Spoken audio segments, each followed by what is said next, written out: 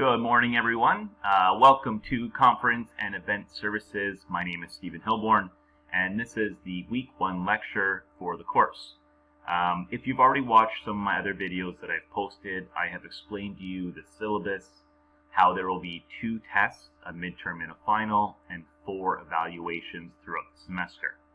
You'll also know now that there is also that this course is mostly asynchronous, with the requirement of you coming to class, I think 4 or 5 different occasions. Otherwise, you'll be just learning through these lectures and any of the handouts that I supply for you. A little bit more about myself, in case you don't know. My email is stephen.hilborn@georgiancollege.com.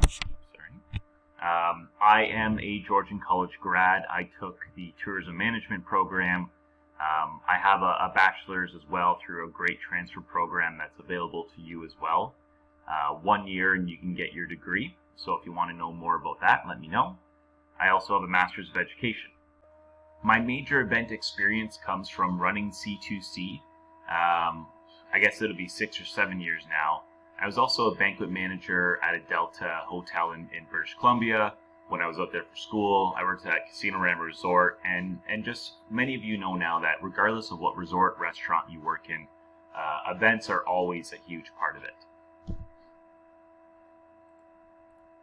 So this is just the Delta that I worked at in, it's close to Kamloops, and it's Sun Peaks Resort in British Columbia, and just give you an idea of some of the spaces that we were responsible for. This is at Casino Rama. This is the Holiday Gala, where they have like a kind of a Paris theme. I really do miss this. The last year has been tough on everyone, but specifically tough on the event management side of things and the event conferences in many of our accommodations. So what is event management? Event management is the process by which an event is planned, prepared, and produced. Part of this course typically is helping me and a couple other faculty and student volunteers run the Connect to Careers career fair. This year it'll be a little bit different. As we've already mentioned, it will be a virtual event. So you will be a part of the planning. I'm going to need your help a little bit when it comes to testing the virtual software, making sure that it works, and then also attending the event as well. You're going to have a less physical impact than I would like, but given the circumstance, we're going to do as best as we can. So, what is event management? Their job is to oversee and arrange every aspect of the event, including research, planning, organizing, implementing control, and evaluating the event design, activities, and its production. Where events kind of have started is that humans have always used events to mark important events in their lives, anniversaries and birthdays and retirements and those things. Myths and rituals have been created to interpret cosmic happenings, full moons, blue moons, harvests, and then we've also used a lot of storytelling and dancing and singing to transmit our culture from generation to generation. Most events were celebrated by smaller communities to do with a specific date or specific event. Most of these really revolve around religion and or folklore. Agriculture is one of the big ones as well, such as the fall harvest. So when we look at things on Easter and Halloween, you will also see that they are very important events because they also mimic spring and fall, which is the start of a growing season and the end of a growing season, traditionally in North America anyways. So the reason behind early events was to provide group cohesiveness and a reason to get together and be social. And also when you think back hundreds of years, we didn't have the technology and the equipment to manage these without help of others. So ensuring that when the spring planting season came, that everyone was all hands on deck helping out, and same thing with the harvest, everyone get there. It was only natural to have big feasts and lots of people and dancing and music and fun to kind of celebrate the occasion and to thank the people that were helping out. Now there's a multitude of different events and different definitions for them. I won't go through each individual one, but I'll talk about the main ones and some of the different styles of events that can exist. So a special event is a one-time, infrequently happening event. This happens outside normal programs or activities. So it's an opportunity for leisure, social, or cultural experiences outside or beyond the everyday experience. So there's a couple things I also like to mention. So this right here, the slide that we're looking at, this is a pre-COVID slide. So this is something I shared last year. And it's funny because I was telling the students last year how events and meetings, which a meeting is a type of event, how strong the sector was, the industry was. So you see the overall meeting spend has gone up, matching inflation. Percentage increase in meeting activity levels, you'll see from 19 and 20 have increased, sometimes double the amount or even more. So we're thinking about an event manager's job in the world was really quite secure. You'd also look at how many days per meeting they would have and the number of attendees. In a scale, on a poll asked on an industry of a scale of 1 to 10, how optimistic or discouraged, 70% chose 8 or above. So everyone felt really great about this. This is give you a little bit of idea about the different meeting types or different activities. So internal meetings is the majority of them, but they also have product launches, conference and trade shows, which is what technically we will be having. A career fair is considered in that conference and trade show. And then senior meetings, advisory boards, and incentive meetings.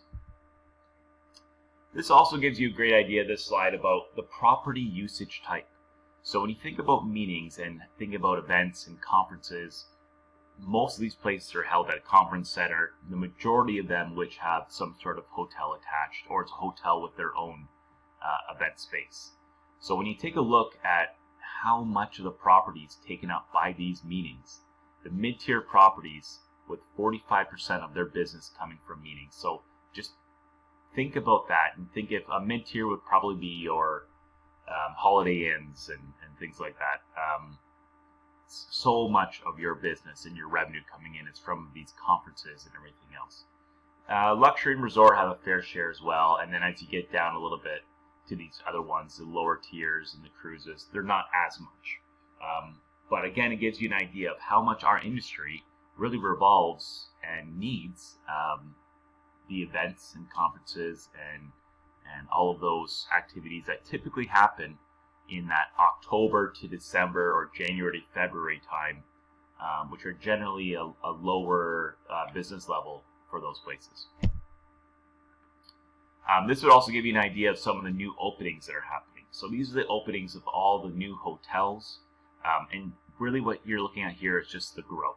So you can see here year over year there's growth in Europe, year over year there's growth in Pacific, year over year there's growth in the Middle East, growth in the Middle West. There's not really any places other than Africa that has had a slight dip as far as growth of new hotel openings. And these are the 4- and 5-star hotels that are under construction currently. So again, it gives you all an idea of how this industry is booming or was booming. So this is a little bit of the research on the effect of COVID on the event industry. So 7 out of 10 respondents have moved their face-to-face events partially or fully to a virtual platform. Many don't see this as a short-term fix, but something that will continue going on. And I think they're probably right. When it says, do you worry about digital events will be cannibalized face-to-face? 62% say no. And this is December 23rd, 2020. So it's pretty recent news. 24% say yes, 14% don't really know. But basically what they're saying here is that, yes, there's going to be a place for virtual events, but no, it's not going to change how we will do business completely in the future. But there will be a new market for it where they say, okay, the virtual event segment is going to boom. So the next question is, do you anticipate there will be a pent-up demand to meet face-to-face once the pandemic is behind us? I say yes, please get me out there. I want to see some people. I am in the 27%. There will be a pent-up demand. 48% people will be hesitant to travel. I agree with that. there will be a pent-up demand within borders, I believe. Outside of borders, there may be some hesitation as far as, I don't want to have to quarantine if I go to Buffalo, which is like a 3-hour road trip. I'm not quarantining for 14 days because I crossed an imaginary line. But as these vaccines roll out and those are lowered, and if you can prove that you have a negative COVID test and maybe a vaccine, then you'll be completely fine. I expect within the next 6 months, we will see some huge ground being taken. We have a next probably bad couple months ahead of us, but going forward, we're going to start really easing up restrictions.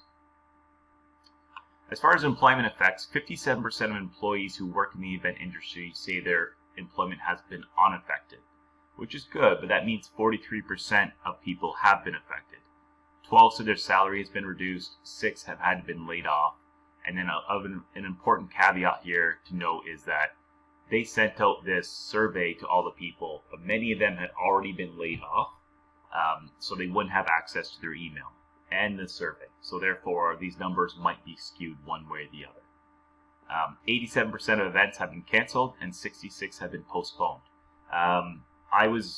Me and my fiance, we were engaged last Christmas Eve, so it's been just about a year now, and we were intending on having a wedding last summer, and obviously we were one of those ones that has postponed. Luckily, we were going to go look at properties the week of like March 15th, which everything locked down, so we never put a deposit down. But for us, even now, to book this summer, we're still pretty hesitant. So we'll see. And then it says the future events, the situation and expectations, they're changing day to day. Today, which the day I'm recording this, we are about to receive some new lockdowns later on this afternoon. 1 month from now, we might go full circle back to no lockdowns. It's really difficult to understand where we're going to be in the future. So week to week, and as we go through this course, we'll probably start talking about that more. And the conversations that we have today will probably change quite a bit from the conversations we'll have in 3 weeks or 4 weeks from now.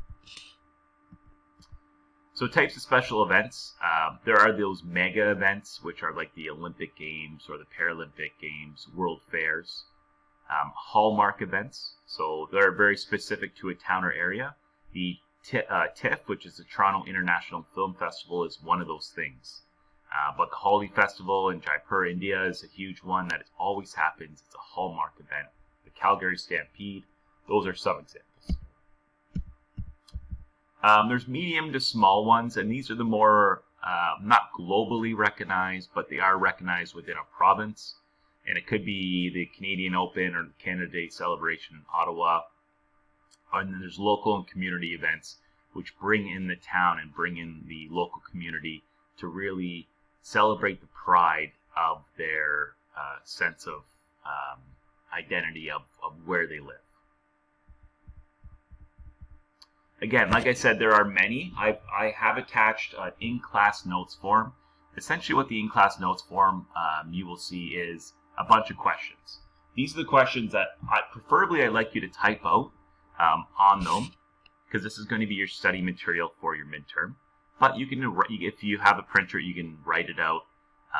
Even at the end of our next 6 weeks before the midterm, you can even just pull them up and ask yourself. And if you're able to answer those questions on there, then you should feel pretty confident about the midterm. These are other forms of special events that can be categorized, so leisure, personal, weddings and birthdays and anniversaries, some cultural events, and then organizational.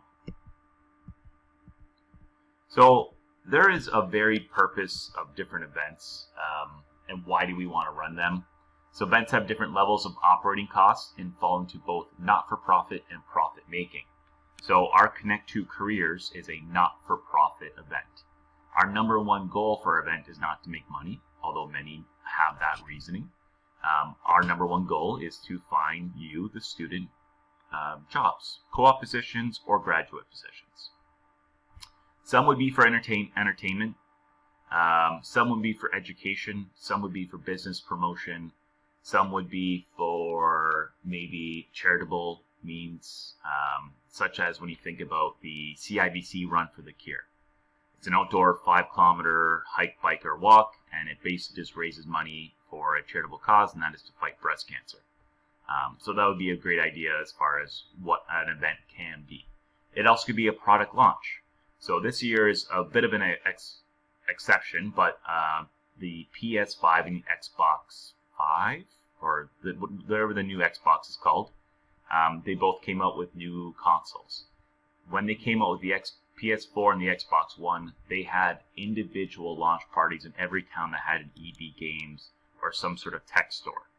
They also had huge ones in Tokyo, Japan, and throughout the world. This year was a little bit different because they couldn't gather as much, but they had virtual events as well. So it gives you an idea that whether it be a clothing brand or a tequila brand or a new Apple phone, they have these launch parties, and the event loses money, but what the idea of that event is to promote the product and promote sales down the road. So this is the organization of the event industry. There are festivals, the MICE industry, which I'll tell you about, the sports and events, and then personal as well. The MICE industry is an acronym, and it stands for Meetings, Incentive Travel, Conventions and Conferences, and Exhibitions. And the MICE industry is basically what supports the accommodation industry, conference center industry, because the majority of all of these types of events are held at either a large conference hall, or these three here will probably could be held within an accommodation property as well.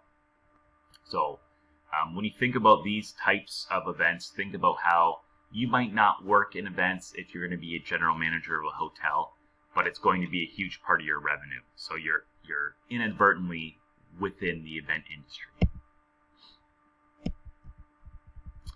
So these are some other common types, and I'm just putting them up here. I won't read through them on your own. I've attached the PowerPoint, so please do so on your own. And networking and product launches and awards ceremony. Your graduation is going to be a huge event, and we spend a lot of money on your graduation. And typically, and what I hope is that when this kind of all goes away, we will be able to have you back for an actual graduation at the Barry Molson Center, where you walk the stage and you get your diploma and everyone can see you. So that's what you deserve. And again, we go into some private events which usually don't have a business supporting it or a charitable company, but rather they're just common events that we might have, but yet still make up a huge amount of revenue for specifically restaurants, but also hotels and resorts.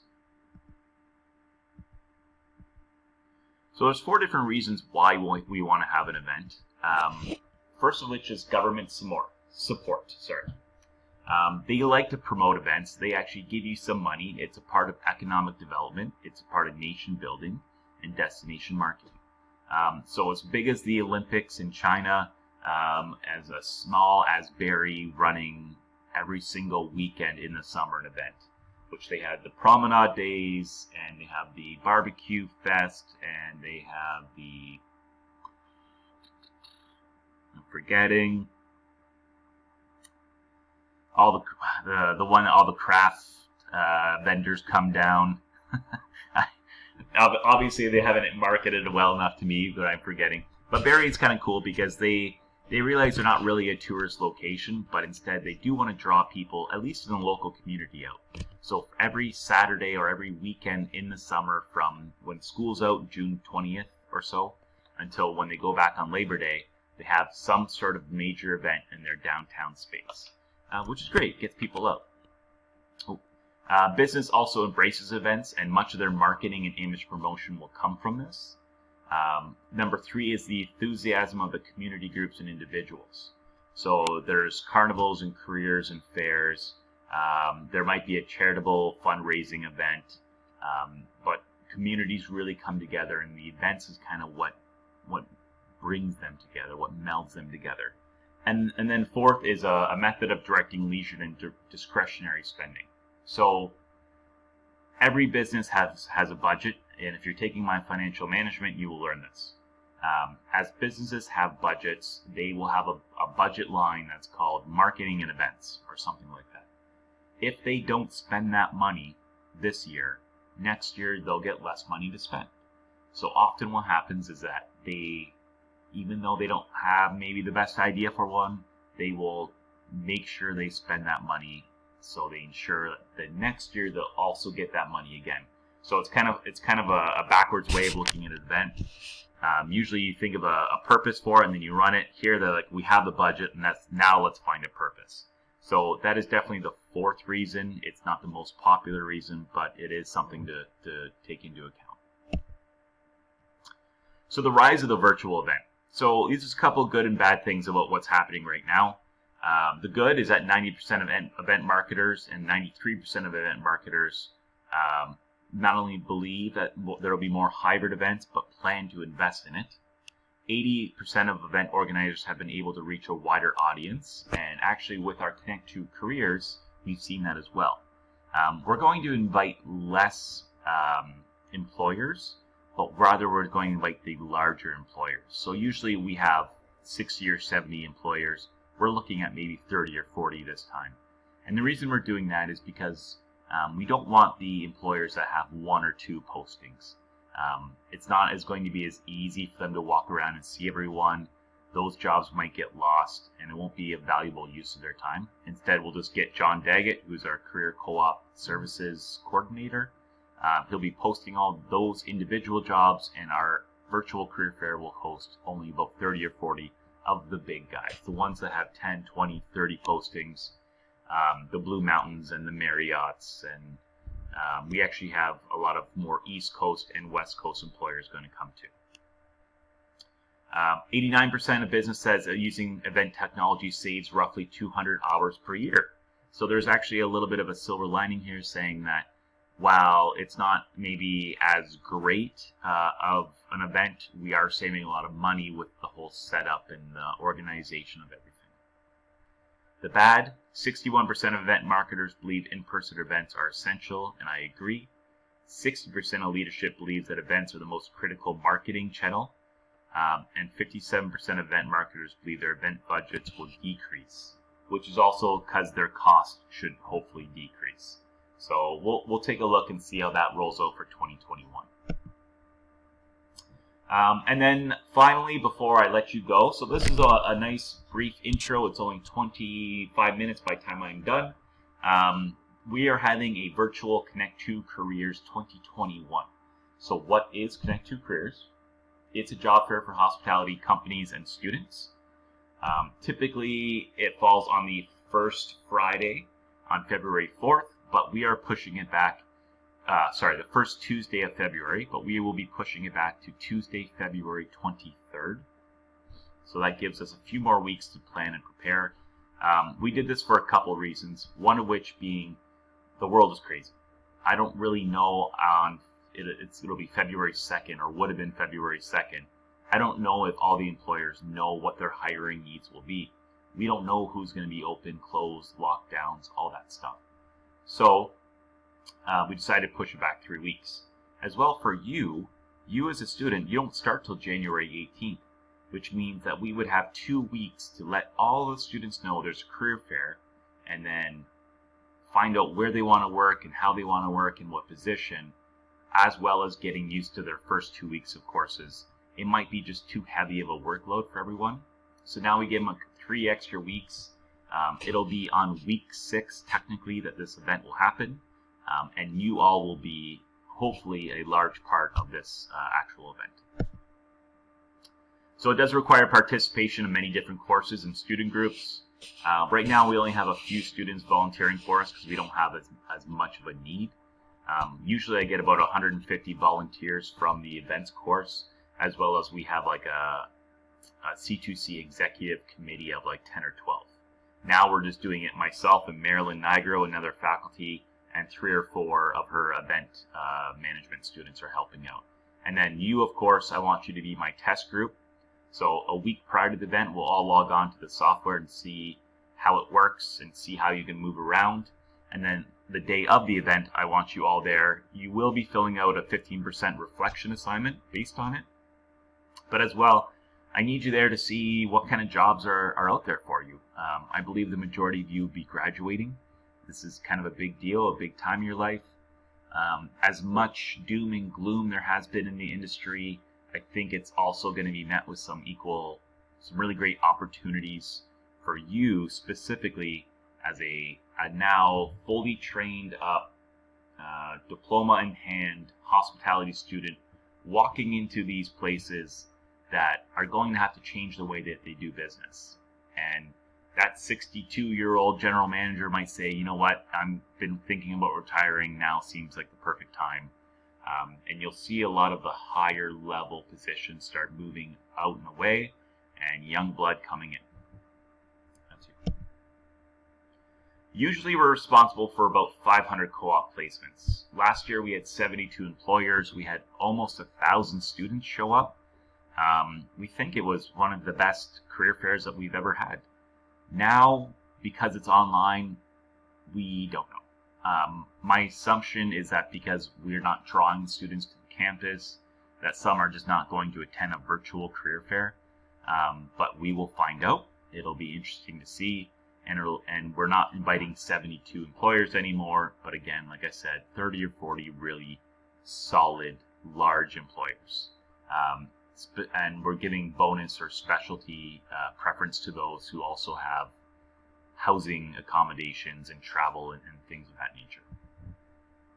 So the website is www.connect2careers.ca.